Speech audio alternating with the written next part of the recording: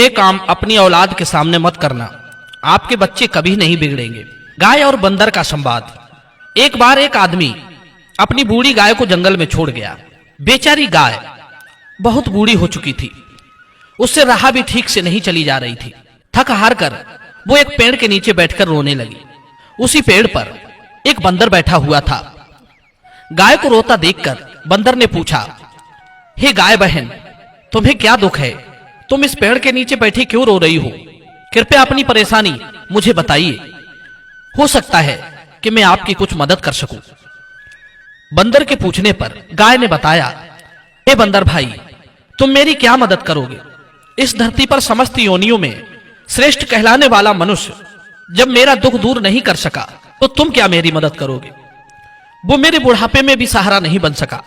मैंने ये कभी नहीं सोचा था कि जिसके घर में रहकर अपना दूध पिला पिलाकर मैंने जिस मनुष्य को बालक से जवान बना दिया, वो आज मेरे वृद्ध होने पर मुझे 2 समय का चारा पानी भी नहीं दे पाएगा। उनके घरों में रहकर मैंने अपना पूरा जीवन बिता दिया। मैंने चारा पानी के अतिरिक्त उनसे कुछ नहीं मांगा। जिन मिठाइयों को खाने के लिए हरदम मनुष्य की जीभ लपलपाती रहती है, मैंने उन मिठाइयों को उनके घरों में अपने दूध से तैयार करवाया। मुझे तो कभी मिठाई खाने का भी लालच नहीं हुआ। बालक से लेकर बड़ों तक को मैंने अपने दूध से पाला है। वही निर्दयी मनुष्य आज मुझे भूखा प्यासा मरने के लिए जंगल में छोड़ गए। ज्यादा से ज्यादा मैं 1-2 वर्ष और जी लेती। 1-2 वर्ष में भला मैं उनका कितना खा लेती? मैंने अपने पूरे जीवन में जितना दूध दे दिया होगा, मैं उसका 1% भी नहीं खा पाती। परंतु वे लालची मनुष्य मुझे उतना भी नहीं खिला सके। आज मुझे मरने के लिए जंगल में छोड़ गए। कोई जंगली हिंसक पशु मेरे बूढ़े शरीर की दुर्गति करके चला जाएगा। कितना मतलबी है इंसान। दूध देती रही, तब तक तो मुझे खिलाया पिलाया। जब मैं बूढ़ी हो गई तो मरने के लिए छोड़ गया। यही सोचकर मैं यहां बैठी रो रही हूं। बंदर ने कहा, हे बहन, मुझे तुम्हारी दुख भरी बातें सुनकर तुम पर बड़ा तरस आ रहा है। मैं तुम्हारा दुख दूर तो नहीं कर सकता, पर मैं तुम्हें कुछ तसल्ली दे सकता हूं। जिन मनुष्यों की तुम बात कर रही हो, वो जब सगे अपनों का नहीं होता तो तुम्हारा कैसे हो सकता है?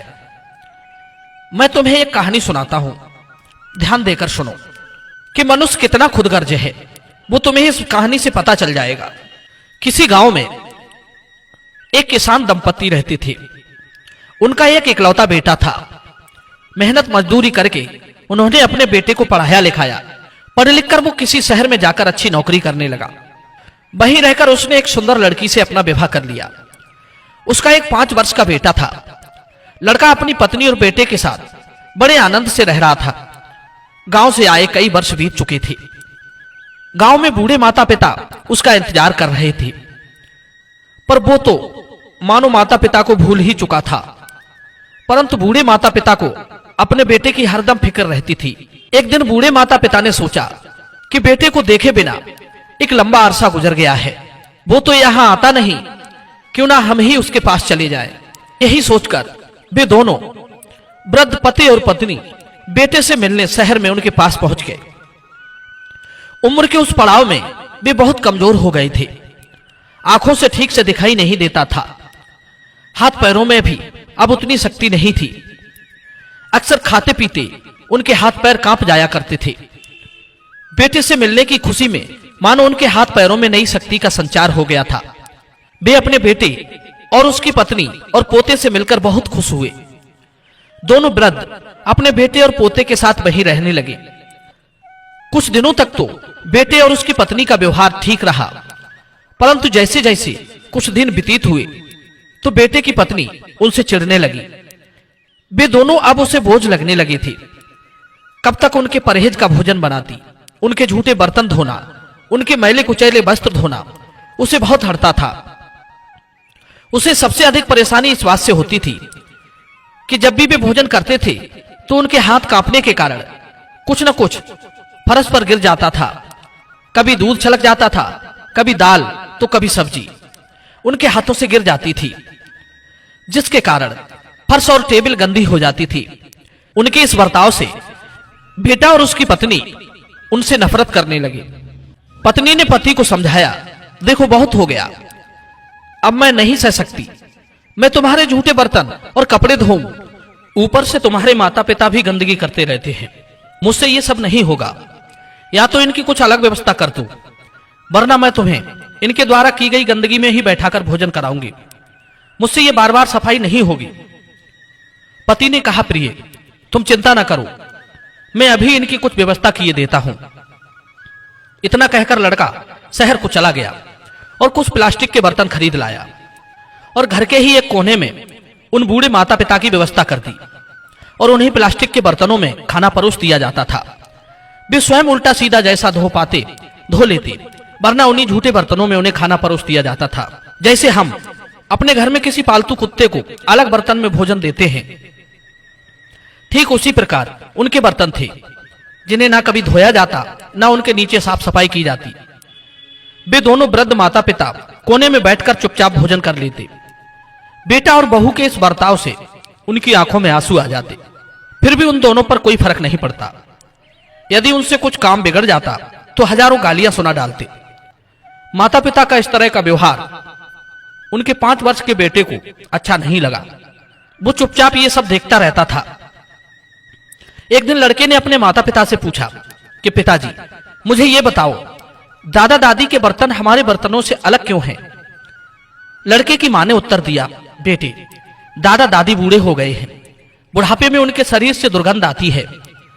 वे रोज रोज नहा नहीं सकते, इसलिए उनके बर्तन और कपड़े अलग दे दिए हैं। मां की बात सुनकर बालक ने कहा, मां, दादा दादी के जाने के बाद इन बर्तनों को ठीक से संभाल कर रख लेना। जब तुम बूढ़े हो जाओगे तब तुम्हें भी इन्हीं बर्तनों की आवश्यकता पड़ेगी। मेरी पत्नी भी दादा दादी की तरह तुम्हें कोने में बैठाकर इन्हीं बर्तनों में खाना खिलाया करेगी। बालक की बात सुनकर दोनों पति पत्नी चकित रह गए। उनकी आंखों में भविष्य की बातें तैरने लगी। उनके मुख से कोई शब्द नहीं निकला। उन्हें अपनी करतूतों पर पछतावा हो रहा था। बालक के एक जवाब ने उन्हें सोचने पर मजबूर कर दिया। वे दोनों अपनी करनी पर बहुत शर्मिंदा थे। उन्होंने अपने बेटे और अपने माता पिता से क्षमा मांगी कि अब वो भविष्य में ऐसी गलती नहीं करेंगे। मित्रों, सोचो, यदि माँ बाप ना होते तो आप कहां से होते? आप अपने घर के छोटे बच्चों के लिए एक आईना हो। आप जैसा करोगे वे वैसा ही सीखेंगे। इसलिए बच्चों के सामने हमेशा अच्छा आचरण करना चाहिए और अपने वृद्धजनों का सम्मान करना चाहिए। यदि आप चाहते हैं कि बुढ़ापे में आपकी संतान आपकी केयर करे, तो इन बातों को ध्यान में रखना। बुढ़ापा हमारे जीवन का अभिन्न हिस्सा है, जिसे ना चाहते हुए भी हमें स्वीकारना पड़ता है। बुढ़ापे में शरीर शिथिल हो जाता है, हाथ पैर ठीक से काम नहीं करते, जिसके कारण हम सबको भारी मुश्किलों का सामना करना पड़ता है। अपमान का घूंट भी पीना पड़ता है। अनचाहे कष्ट, अनेकों रोगों से पीड़ित रहते हैं। अगर संतान कुलक्षणी निकले तो फिर बुढ़ापा और भी अधिक दयनीय स्थिति में पहुंच जाता है, जो एक जीते जी नरक भोगने के समान है। जितना मर्जी हो धन कमाओ, बहुत सारे सुख के साधन लगाओ, पर इनके साथ साथ एक काम और कर लेना जो बहुत महत्वपूर्ण है, और वो काम है अपनी संतान को सुलक्षणी बनाना, उसे अच्छे संस्कारों से संपन्न रखना, अपने महापुरुषों के बारे में उन्हें बताना, उनके आदर्शों पर चलना और उन्हें चलाना। यदि आपने ऐसा नहीं किया तो आपकी बुढ़ापे में दुर्गति होना तय है। बंदर बोला, हे गाय माता, हमें काटने को वही मिलता है जो हम बोते हैं। यदि हमने अपने बुजुर्गों को दुख दिया है तो सुख की आस हमें भी नहीं करनी चाहिए। कहते हैं माता पिता भगवान का रूप होते हैं। यदि हम भगवान को संतप्त करेंगे तो भगवान हमें कभी क्षमा नहीं करेंगे। जैसे सेवक की परीक्षा सेवा के अवसर पर होती है, बंधु बांधवों का प्रेम दुख के समय पता चलता है, मित्र की कसौटी संकट आने पर होती है, पुत्र की परीक्षा बुढ़ापा आने पर होती है, पत्नी का प्रेम गरीबी आने पर पता चलता है। इसमें जो खरे उतरते हैं वही सच्चे सेवक, बंधु बांधव, मित्र तथा पत्नी होते हैं। अन्यथा सब दिखावे का रिश्ता है। जो पिता का आज्ञाकारी है वही पुत्र योग्य है। जो बच्चों का उचित ढंग से पालन पोषण करता है, उन्हें अच्छी शिक्षा दिलाता है, वही पिता योग्य है। सच्चा मित्र वही है जो विश्वासी होता है।